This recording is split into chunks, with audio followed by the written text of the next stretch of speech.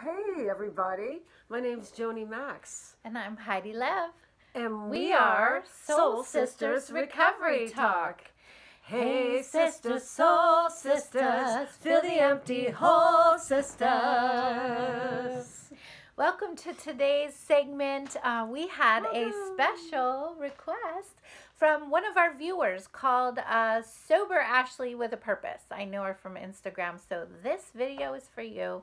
She wanted to know about the mental and physical things that happen in the first year of recovery and also some specific tips or tools to help in crisis or difficult situations. So, we're going to do a broad talk today. This may be a longer video, I'm sure it will be. And if you, while watching this video, really like one of the topics, like I'm going to talk about relationships and early recovery in a very brief way, and if that's something that grabs you, then I want you to comment down below and say, hey, please make a video just about this.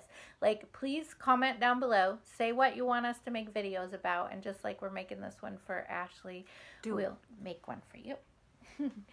So Joni's going to share first today, and I'll chime in on some of the things that helped her first year of recovery. And she did her first year a little differently than I did mine. And so we both get to share with you because there's no right way other than to make it. That's the right way. That's the right way. Yeah. Yeah, whatever it takes. Now, I'm somebody who did have quite a few cravings quite frequently in my first year of recovery, and I had to use tools. I did have health insurance, and I was lucky. I went through a program where I was given some tools that I found incredibly useful. So this really helps. I'm sure most of you have thought about this, but if you're trying to quit drinking, for example, or even anything, eating too much, it's a great idea to stay hydrated and have lots of different choices. Whatever choices, that you really like work for you. Tea, coffee. Obviously, you don't want to have too much caffeine. If you Yeah. can add in some herbal teas, that's fantastic. Sodas, juice. If you don't want to have too much sugar in your juices, you can mix the juice and soda together for a really nice drink. Even if sodas aren't the healthiest or diet sodas, for me in the first year, if I had to have one of those, I know people say they're not that healthy. I would. Yeah. I And really like the mineral water with just a tiny bit of juice, and I'll yeah, squeeze a little lime in there, squeeze a and little it's a nice lime. sparkly beverage. So just having constant, hydration and healthy beverages, and some Absolutely. maybe And a I little found that unhealthy. in the beginning I was bored with it, but now I'm 2.5 years clean and sober. I have gotten used to it and Mhm. it tastes good to me. It's easier. So things can get easier. Yeah. So, another thing that really helped a lot was something called bookending. Now, if you have a sponsor or even a friend who understands, uh, tell that person, if you're going to an event, tell that person you're going to an event. I went to Burning Man and in the first year. And I told my whole a meeting that I would go to quite frequently. I'm going to go there. I'm going to stay sober. And I came back and I told them I made it. Yeah, bookending also works really good with phone calls, and this is a Mm-hmm. great Yes. codependency tool that I've used a lot. Bookending, like having a hard conversation or saying no to somebody, Oh and so yeah. bookending is really setting yourself up to win. And Right. the way you're sharing it is, Joni's first year of sobriety, she did go to occasions that might put her in jeopardy or might trigger her, and that's a really wise choice if you're going to do that, to bookend it. And for me, I just want to throw out there too, you can also make another choice. I it took me so long to get my first year. It took me from when I was 19.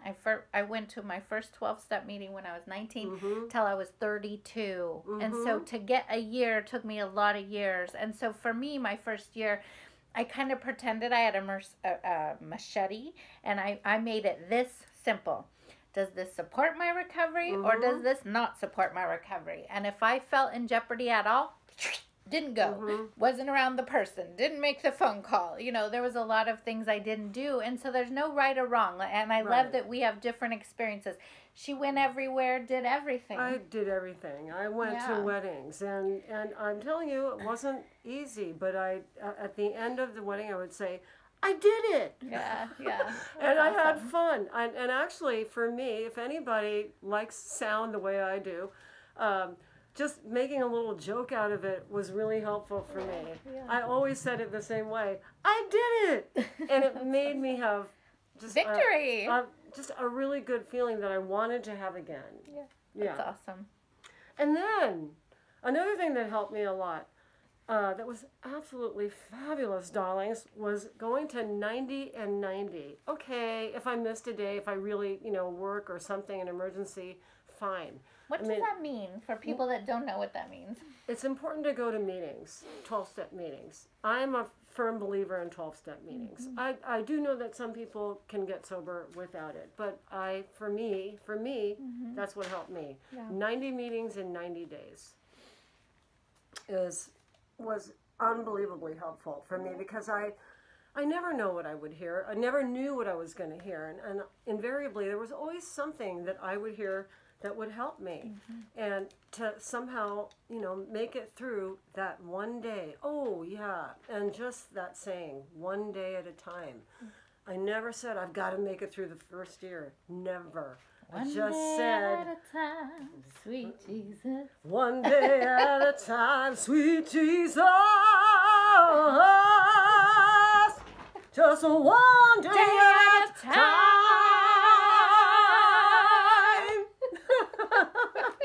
Sometimes we just have to break out in song. We do. We have to sing.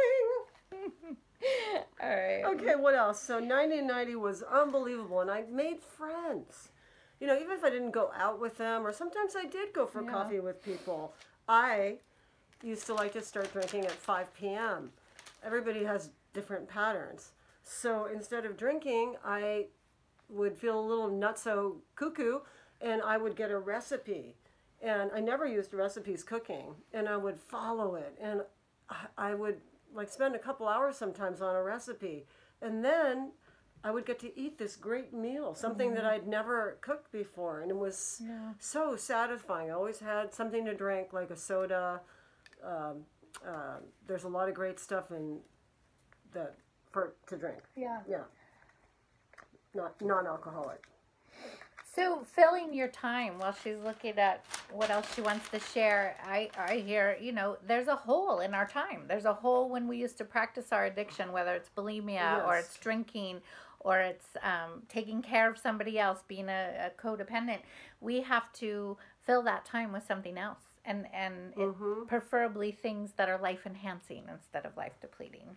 Yeah. And if you are into exercise, and even if you're not, there still are little things that you can do for exercise, even if you can't walk. I mean, there's chair exercises. There's always something. Yeah. But wow, did that help me in the first year? Because just even taking just like a walk for an hour would change my whole attitude sometimes. Yeah. Deep breathing stimulates the lymphatic system, helps you eliminate waste products from your body. And I mean, physiologically, but just, looking at the sky or going to the gym, I would always feel better. Yeah. This is a great segue, I think, if I can jump in here on pleasure endorphins in the brain. Because if we're talking about brain, and there has been a lot of research, you can Google it. There's scientific studies that Excuse show. me. Yep. My mind's on vacation, but my mouth is working overtime. Go ahead. Okay. Thank you. So our brains actually do get damaged from overuse of any addiction. Bummer. Bummer. Dang it. Is that our problem? And I've had them all. I've had them all. Well, almost all. Oh, so you can look and actually watch the studies, and they show your brain. It's like the old egg thing, right? This is your brain, and this is your brain on drugs. No, really, it is brain damaging. But the good news is your brain heals, and it does take a long time. Fabulous. The first 90 days are the most delicate time in recovery because you have created these neural pathways, and you when you take a substance, or when you vomit, or when you snort a line of coke, or when you drink some alcohol, you have major hormones and chemicals and pleasure endorphins going off in your brain, and your brain becomes reliant on those. So when you take them away, your brain is actually screaming, and that's what's called a craving, and it does pass. It totally passes and it heals. But during those times, it's really important to eat well. I'm going to talk a little bit deeper about that, but Joni was bringing up exercise. Exercise has been proven to create serotonin, to create pleasure endorphins. So we need those. We cannot stay sober without creating some of those in our own bodies. So our responsibility as sober people is to quit creating them with life depleting habits and start creating them with life enhancing habits, such as exercise, such as eating well. Now, my addiction was really tied into doing everything perfect. So I'd get sober, I'd exercise, I'd eat perfectly. I've always struggled with weight, and I'm a, recovering compulsive overeater. So doing that didn't work, because if I drank, then I'd eat. If I quit exercising, then I'd drink, and I continued to relapse. So my first year of sobriety, I actually gained 60 pounds, and I had to be okay with that, because I just had to not drink. I had to not drink one day at a time, and I ate sugar, and I ate when I wanted, and I didn't exercise. And I'm not promoting that. I'm saying my addictions were so tied closely together that I tried to do it all, and then all bets were off. I tried to do it perfect, and then I screw up, so forget it all. And so I had to take it piecemeal. I had to quit drinking. Then I had to work on my codependency and relationship addiction. Then I had to work on my food addiction. And for me, I couldn't do it all at once. And so if you can, that's amazing. Put it all down and get the support you need and be done with it. But if you can't, take it one thing at a time. One thing at a time can be really good. Yeah. I found it really, really wonderful to have a sponsor if you do go to meetings, or if you don't go to meetings, a special friend, somebody who really understands, maybe somebody who is also recovering, because that person would understand more than somebody else who, what I like to call a normie. Yeah. So, to just be able to call that person when I was at the wedding, or at going on a trip, seeing this beautiful sunset, and I was just like, oh man, I really just, the cravings, make the call. Yeah. And wow, did that help so much. And then just to go back to that one day at a time. Mm-hmm. It's so important just to get through the day. I used to tell myself, no matter what, and you hear this in the recovery rooms, don't drink even if your ass falls off. Like, no matter what, just hit the pillow. But mine did fall off. You did? Yes. Mine got bigger. I'm oh, so no. jealous. It fell off. Wait, we need to find Joni's ass. There it is. Okay, fun. Fun has to be had in your first year of recovery. Could you imagine going through your first year of recovery, as miserable as you feel physically and mentally at times? If you don't have fun, oh my gosh. Fun is good. Fun is so good. If you can laugh and you can... So connection. Connection is the opposite of addiction. And so connection starts with ourselves. If we're not self-aware, we're disconnected. And when we're in addiction, we're disconnected. So I think that's why groups like 12-step groups are so powerful, because all addictions are a disease of isolation. I call myself a serial isolationist, and I still struggle with that. It's funny because I am a relationship and intimacy coach. Oh, it's all better now. It's all better now. Okay. It's better now. As a relationship and intimacy coach, I'm really good at really intimate relationships with my partner, with my kids, but like casual friendships with her. Yeah, we have a good friendship. So I can do that, but the more the connection out in public, the connection with groups is really terrifying. And I hear that a lot with addicts. Like, we have social anxiety. A lot of us have social anxiety.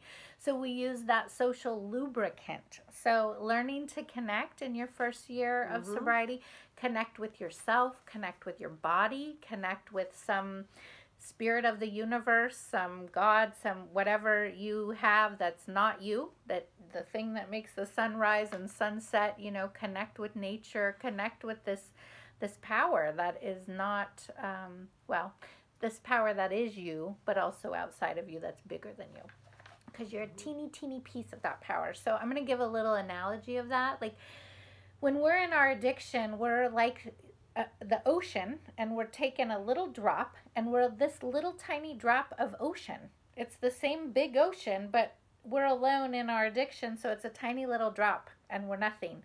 So when we jump back in the ocean, we're just still that tiny little drop, but we're with all these other huge drops that can make a freaking tsunami. So think of the power of that. Wowie zowie. Well, we don't kill each other like happens on a tsunami, but we actually lift each other up. I'm gonna lift you up, make you live. So creating a life that's worth living in your first year of sobriety, creating connection, getting connected, getting on the phone, getting in groups, getting out of your comfort zone. Texting helped me a lot. Yeah. Some people have a hard time calling other people, and I do know people like that, and it's even just the act of texting and saying, I want a drink, or I want to do this other thing. I want to, eat that 5 pieces of chocolate cake. I want to do other things. Yeah. It helped. Yeah. So rigorous honesty. I mean, self-awareness and honesty is connection to yourself. If you're aware of what is going on with you, you can share it with another. And somehow doing that takes the steam pot effect off of it. Because we get in the steam pot effect when we want to use, it's like a pressure cooker. And then what happens? A couple statements. Fuck it. I don't care. Those are things that have come up for me. And so when we can be self-aware and connected to ourselves enough to say, hey, Joni, I'm really wanting to do this, or I'm having the compulsion to do that. It's like taking the lid off and letting the steam out. So pleasure endorphins. I feel so relaxed now. I know, isn't that nice? Thank Let's you. take a nice deep breath together. Yeah. Ready? Did you know I did a lot of that in the first year, because I just, I know, and it's so irritating too when people tell you, oh, just breathe. But it actually works. It does help. So inhaling through the nose and exhaling with the sound of HA actually connects you to your heart. So let's do that one more time. It's actually a modality. I love to share things with you that can change the way you feel instantly, because we like that. Part of my problem is that I don't have a heart. Oh, she's heartless. Cold-hearted. That's right. Cold, unhearted. All right, let's do it.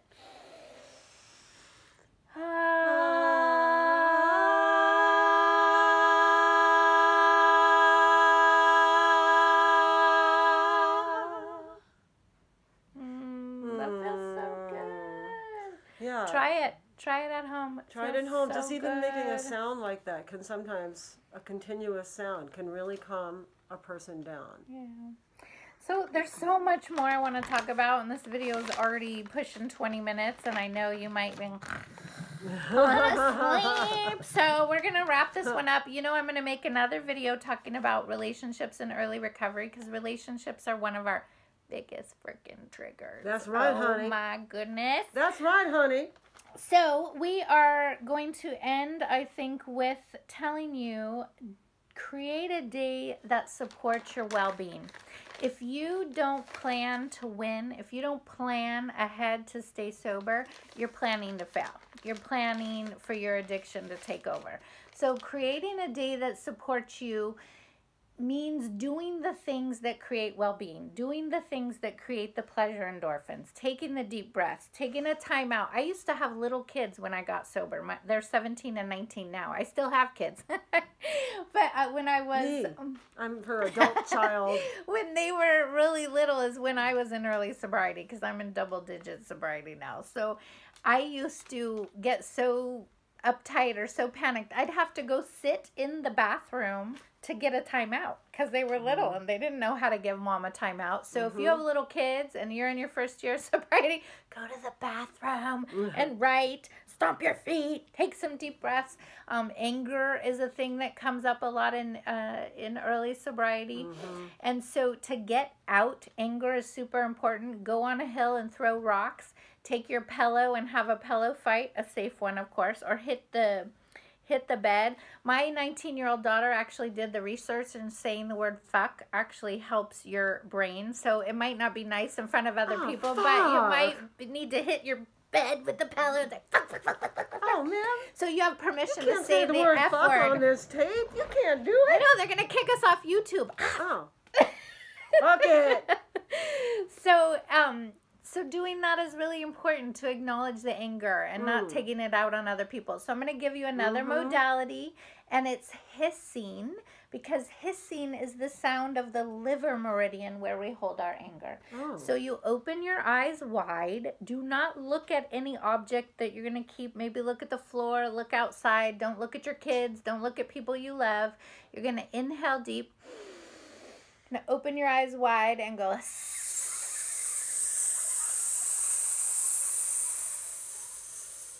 Do that 10 times in a row and you'll feel your anger disperse. Like, these things really work. You really can change the way you feel with your breath and your body and actions other than substances. And that's what we're here to share with you, is the positivity of being in recovery. So do whatever it takes to stay sober. It's a life worth living. We want you to be healthy. Healthy, happy, and free. Healthy and happy.